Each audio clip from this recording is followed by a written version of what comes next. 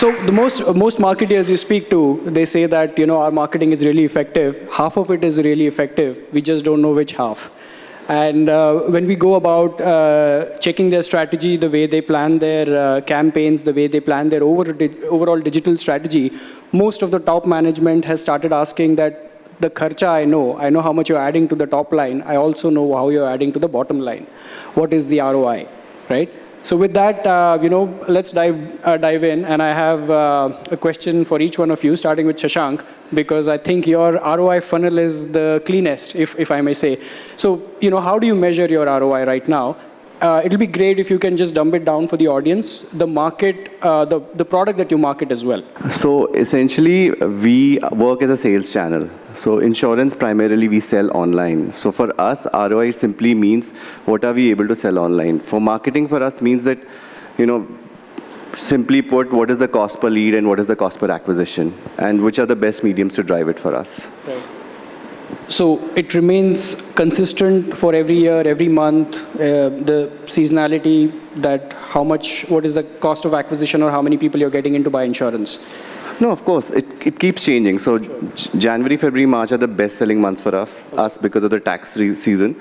But even through the year, I mean, festivals make an impact. People don't want to buy. Holidays make an impact. Right. You also have to keep changing the mix, whether you should use more of search or Facebook or affiliates or, so how much of remarketing to do. So it's very dynamic. It's very, very dynamic. It changes all the time. But okay, so let's talk a little bit more. I want to bring in Ankit here. Ankit, you sell hair oil and cooking oil to the same customer. Although I'm guessing that the ROI, the way you measure, is very different. Sure. So can you just tell the audience the different products that you market, as well as how you go about planning the strategy? Sure. So we are a CPG company, right? So you're right. We sell everything from hair oil to deodorants to, serums for women who want to look beautiful, yeah. But yeah, so for us, I don't think the funnel is as clear as it is for Shashank, right? So it's the other extreme, in fact, where conversion online is not the primary goal that we are chasing, and it can't be, right? Given the kind of SKUs that we have in the basket, it'll be foolhardy to go after performance-led goals. Sure. Because you won't be able to sustain them given the lack of a uniform basket that can get repeated month on month, right? So our funnel is essentially more about the top part of the funnel, which is more to drive awareness, create a certain amount of relevance, and drive the consumer towards consideration. After that, it actually goes offline, right? In most cases, if not all. Right? So what we tend to measure, and honestly for us it's been a journey, right? So on digital per se, we started out early on where it was almost an add-on to any other medium that we were using. Right. And what we used were pretty much buying metrics, right? So am I getting the right CPM? Am I getting the right CPV? And so on and so forth. Right. From there we progressed, and the next stage was, am I able to actually measure reach and frequency? Am I getting critical mass for my communication to get the awareness metrics to move or not? Right?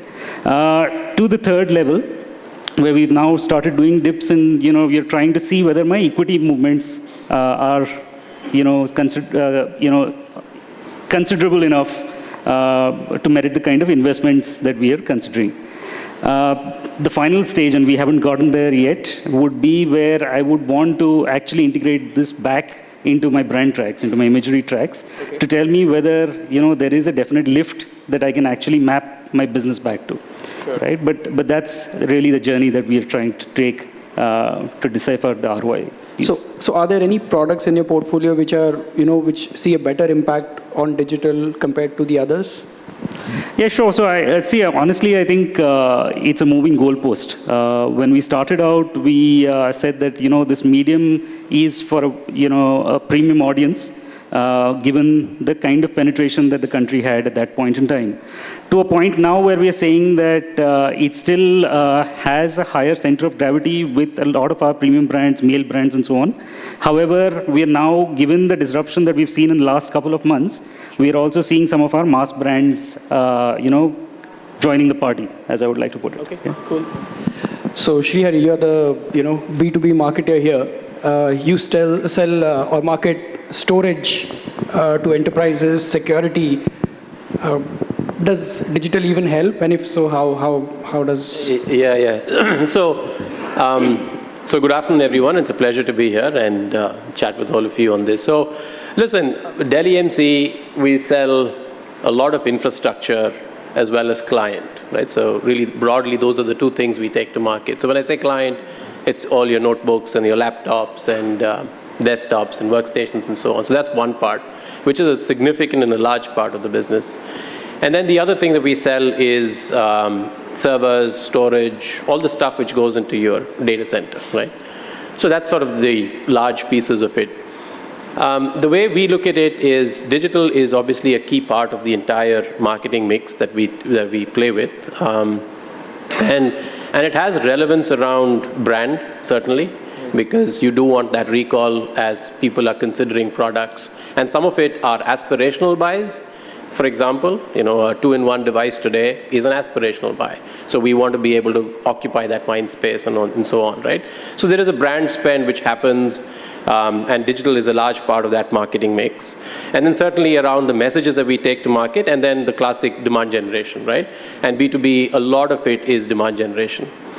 But the one thing I do want to say as we sort of kick off this is, the brand, the message, the demand generation, these are things which us as marketers understand really well, right? But as a B2B marketer, as I take this conversation to the business and have a conversation with them around it, some of these things they don't easily get, they don't easily understand. So now you're talking about, I've used digital as a metric, as a mix, and I'm talking about all these things which supposedly are having an impact on the business. Showing and translating that is pretty hard, which is sort of part of what we're talking about, right? The ROI. So the one other way that I look at it is business cares about two fundamental things, right? From our perspective, the way we look at it. One is the net promoter score. Okay, when I say net promoter score, it is how likely is a customer likely to recommend us to someone else, right? And we want to score really, really high on that to be counted as a positive NPS. So that's one. And the other thing is obviously revenue, right? That people easily get and understand. In my mind, when I look at the way we play out digital, it has a significant impact on the NPS as well as on the revenue. Sure. Okay?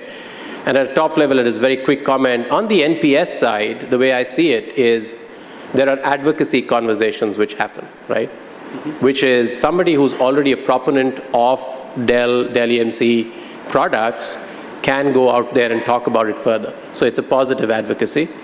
The other thing is there may be detractors, people who aren't super happy with you, but digital gives me a two-way conversation platform with them. Okay.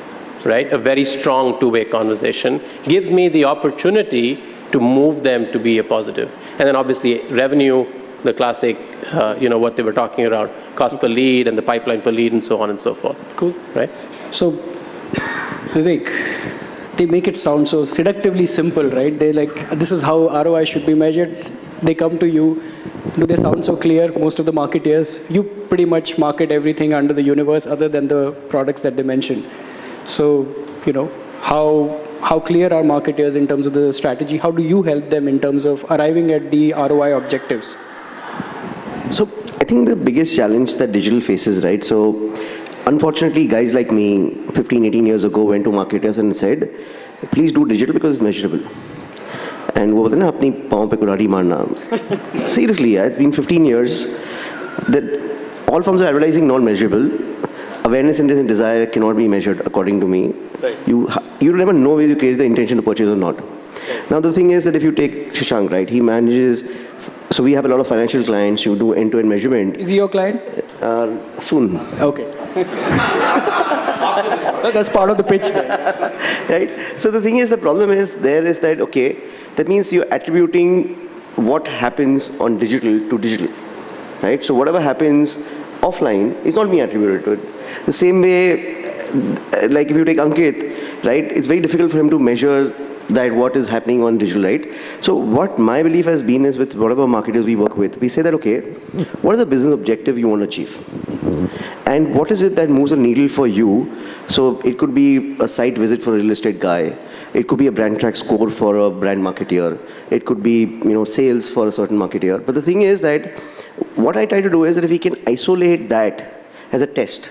So if you want to track a brand track score, can we use the same audience and track it for a location where we probably don't do TV and just do digital? So you'll actually get to know whether it's working or not. Because otherwise what happens is that, I've had at least 10 years where I say, okay, we use TV and print for brand awareness. We use digital for acquisitions, right? The fact of the matter now is the number of users on digital, the reach that digital has today is significantly more than most of the conventional channels. So I think the challenge for this is that we have gone and sold these digital goals, and a lot of brand marketeers are tracking those digital goals, while what we need to do is we need to sort of track business goals and forget what the digital goal is, whether it's view, CPV, CPC, view, whatever XYZ. What is the business goal you have, and can we isolate it, figure out what the kind of ROI you're getting on that because of the spends you're doing. So if we can get that, then it works for most marketers. Sure. So arriving at the business objectives, fair enough, first step. But everybody wants to be on the first page of Google search. They say the best place to hide a dead body is on the second page of Google because nobody goes there, right? How do you achieve that? Like, you can't do that for every possible marketer out there, because even though the objective definition might be so simple, but the execution might be a lot more difficult. So I think, see, the way to understand Google is, right, unlike a front page of TOI, right, what happens is you're talking about thousands of intent. Sure. So what happens is that if you take any brand, yes, there will be fewer brands who will rank number one for car insurance. But if you take the permutation car insurance, there are like 500 different permutation combinations. So each person can build content around the specialty things that he has. So some people have a competitive advantage in certain kind of cars. Some people have a competitive advantage in service, the value they offer. So what happens is that marketing on a strategy, what is the intent of the user which is going to deliver value? So the way you work on search is not that, okay, I want to rank number one for car insurance, right? You need to have a strategy. Which are the keywords that are going to give you best ROI? Where is that you have a competitive advantage over your competitors? And how do you map that entire search strategy into entire paid SEO and all forms of strategy? And then how do you build content around it? Okay. So what happens is then you back. So I think the reason why I think paid search also, right? The 50,000 keywords, and each keyword has a different ad copy. Okay. So it's never about one keyword. Yeah. So the top 10, yes. If you want to rank for keywords like car insurance, that's the reason you have to hire people like us. Cool. Ankit and Shashank, your categories are brutally competitive. I mean, especially yours. You have sadhus and babas also launching their own products. So how does the competition influence the ROI metric? How does it influence the measurement that you're changing? Because, you may have to change the cost, increase or decrease depending on how people are spending around you.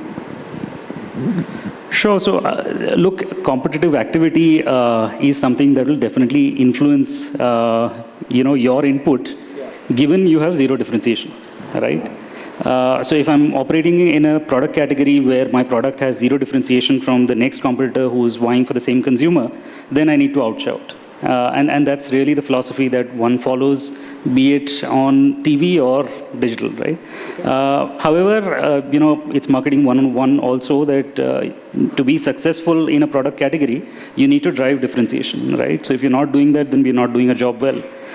So I would rather take a step back and say that as a marketer, once I know that my product has differentiation, am I doing a great job of getting that differentiation out to the consumer or not? Okay. And therefore, am I defining my goal as actually getting that differentiation to the consumer, or is it just a blind race to outshout the next competitor out there? Right? I think, like he said, it's very commoditized. So it's especially insurance, it's very hard to find the differentiation. For us, it becomes more about how best can we target. Are we reaching out to the right guy? Because, typically you want to reach out to someone who's looking for insurance, is probably going to look for insurance in the next 6 months. So it becomes how good is your targeting. And to add on to what Vivek was saying, the fact that, marketeers typically look at ROI. So I think as a brand, and I think most brands are very cognizant of the fact about the digitally influenced audience. So you do have a lot of people who are researching online or are doing stuff online and then purchasing offline. So that's something which we see very strongly in the insurance category. A lot of, child plan, etc. People buy offline. They buy from an agent, but online does play a very strong role. So definitely, while we look at ROI from the prism of, just the business we are doing, but we are also aware of the fact that there is a lot of audience which is going to buy offline. Okay. Shrihari, just talking about the influencers rather, consumers get influenced by new things all the time. So, today it's Facebook, tomorrow it's Instagram, Snapchat, etc. How do you keep changing the marketing mix to reassess the ROI that you have based on, the consumer choices or influencers that they have? Yeah, see, our audience, a lot of it is businesses, right? And within businesses, there's a whole spectrum of the really small ones which have one person who's the influencer, decision maker, and all things rolled into one. Right. To the other extreme where there are probably like 30 people involved in a buying decision, right? And it's a lot more complex decision, right? The user is different, the person signing the check is different, and so on and so forth, right? It's very important for us not necessarily to see it as property A versus property B versus something of that nature. When I look at it for the specific piece that you're asking about, it's important for us to build those communities, okay? And communities which we own and nurture and develop and have rich conversations around, right? So one of the things that I talked about was our ability to influence and have a two-way conversation through digital, which allows us to do that, right? And a strong vehicle. So what we've seen is communities which are nurtured and played well, right, is a strong pulse about what the buyer and the influencer is thinking about it, right? So that's where we gravitate towards. Now, having said that, yes, there are a lot of properties, and people are constantly looking at those properties to, form impressions, think about products, and so on. So yes, we are present on those. We certainly are present on those to the extent that we need to be, right? And so Facebook plays an important role. So does LinkedIn, because there's a lot of buyers from a B2B perspective over there, and communities around that as well, right? So that's sort of the lens we would sort of look at and evaluate some of that. Okay. Vivek, data and tools. So, what do you use to help most of your clients in terms of arriving at the right measurement or even helping them understand what's happening? I think in the last 6 months or 1 year, or let's say 1.5 years, we've built a lot of sort of machine learning tools, which basically are automating the entire optimization. Okay. Even globally, we acquired a company called Merkle, which came with almost 270 million PII information about every single adult American. And you put that into a DMP, they have 1,000 plus data points of each person. Mm-hmm. So the thing is, they have the email address, phone number, and 1,000 other data points from publishers. So even if you go to a shop physically and buy something, because they're linked to the loyalty card of the shop, you actually can target them based on what they bought. Okay. They're going to replicate that database into 2 billion globally, right? So 1 billion from Europe and US and 1 billion from APAC. So that's the kind of targeting you can do. So if when you do that, and you put that data with algorithm and machine learning into optimization, it's almost impossible for human beings to actually match it. So the thing is, we rolled out our Facebook optimization tool in 9 markets, where a human planner and the machine ran simultaneously the campaign, sure. And not a single market the human beings were able to beat the machine. Okay. So the scary part in this whole thing is we have thousands of people globally who do the optimization of whatever digital media we do today. Okay. The kind of data a machine can ingest and take decisions. So I'll give you the algorithm. One of the algorithms we used for the machine learning was very simple. The machine will 500 interests, narrow it down to 5 that are working best for you. Then take those 5, find 100 lookalikes. Run the cycle again and find the best 5 again. And it's just a virtuous cycle, right? It's just going round and round and round. But it's doing 365 days a year, 24 hours a day. Yeah. And even if we know this algorithm the machine is using, as human beings, we cannot optimize and actually match up with it. So what we've done is that we've built hundreds of these tools which take some API of Google and do ad copy changes based on the stock market movements or inventory movements or flights getting cancelled, etc. So more on like clinical execution in terms of reaching the right audience out there. Yeah, and I think the continuous optimization, because I think the biggest benefit is that once you have that kind of data, right, and you have machine learning and algorithm thrown in, it's going to be very difficult for human planners to match up to it in most of the digital formats. Okay.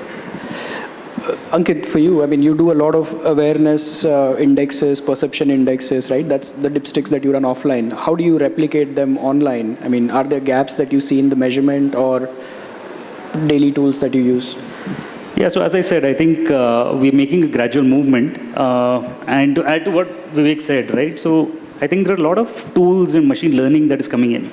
So the science of planning is evolving at a rapid pace. I think what we need to do is also evolve the hard part of it, right? Because there are two parts to an outreach to consumer, right, from a brand. One is getting to the right consumer, and second is saying the right thing in a way that is evocative enough for them to actually act on. Sure. The data does a great job of getting us to them at the right moment, almost telling us that this is the right thing to tell them. But how we tell them is still an area that we're trying to tackle, right? And I don't think we've perfected that piece yet. In terms of how we measure it, I think, again, so we have tools that now tell us that we've reached them.